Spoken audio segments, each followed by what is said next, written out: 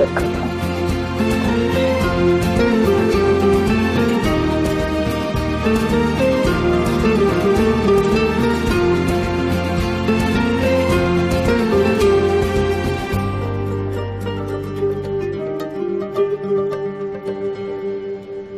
işte. Annesi hastaneden çıkana kadar Hasan Bey misafirimiz olacak. Ne kadar şanslı olduğunun farkında mısın Hasan Efendi? Hı?